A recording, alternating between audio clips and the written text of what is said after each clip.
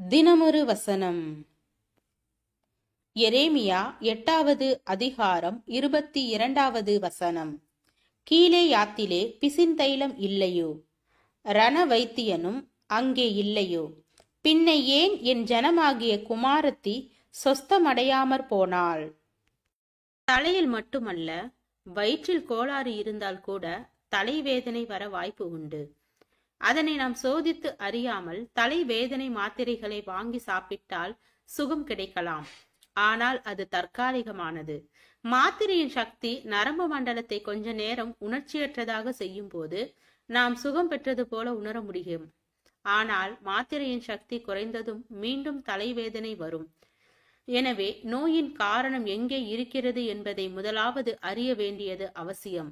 பலர் சந்தோஷமின்மைக்கும் சமாதானமின்மைக்கும் உண்மையான காரணங்கள் என்ன என்பதை அறியாதிருக்கின்றனர்.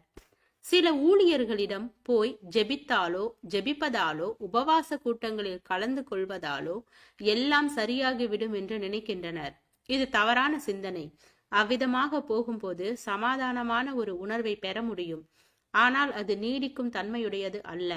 கொஞ்ச நேரம் கவலைகளை மறந்த நிலை இருக்கும், அவ்வளவுதான். முதலாவது, நம்முடைய சமாதானமின்மைக்கும் சந்தோஷமின்மைக்கும் அடிப்படையான காரணம் என்ன என்பதை நாம் அறிய வேண்டும். அந்த அடிப்படை காரணத்தை அறிந்து கொண்டு அதற்கு என்ன செய்ய வேண்டுமோ அதனை செய்தாலொழிய உண்மையான சமாதானம் வாழ்க்கையில் வராது. தேவனோடு நமக்கு போதுமான நெருங்கிய உறவின்மைதான் சமாதானமின்மைக்கும் சந்தோஷமின்மைக்கும் காரணம் என்பதை நாம் மறுக்க முடியாது.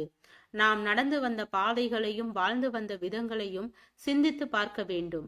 நாம் கர்த்தரை பிரியப்படுத்தாமல் சுயத்தை பிரியப்படுத்தியே வாழ்ந்ததை உணர வேண்டும். அதனை உணர்ந்தவர்களாக முதலாவது தேவனோடு நெருங்கிய உறவு கொள்ளவும் ஆவிக்குரிய வாழ்க்கையில் ஆழ்ந்து செல்லவும் முன்வர வேண்டும். சிலர் தேவனை அறிந்து கொள்ளவும் அவருடைய வழிகளை தெரிந்து கொள்ளவும் வாய்ப்பு பெற்றிருந்தும் தேவனுக்கு உகந்த ஒரு வாழ்க்கையை வாழ்ந்திட கவனமாய் இருப்பதில்லை. தேவனுக்கு ஏற்றபடி தங்களை வளைத்து கொள்ளாமல் சுயத்தின் கடினத்தன்மைக்கேற்றபடி செல்கின்றார்கள். அங்கே அவர்களின் ஆன்மீக அறிவே அவர்களுக்கு பாதகமாகி விடுகிறது. ஏனென்றால் அவர்கள் அறிந்ததின்படியும் உணர்ந்ததின்படியும் வாழவில்லை. ஜெபம். தேவனுக்கு ஸ்தோத்திரம். தேவனே, நாங்கள் எங்களுடைய வாழ்க்கையில் தேவ ஐக்கியத்தில் நிலைத்து இருப்பவராகவும் விசுவாசத்தில் உண்மையுள்ளவராகவும் சரியான வழியில் நடப்பவர்களாகவும் வேதத்தை பின்பற்றுபவர்களாகவும் வாழ கிருபை பாராட்டும். ஆமென்.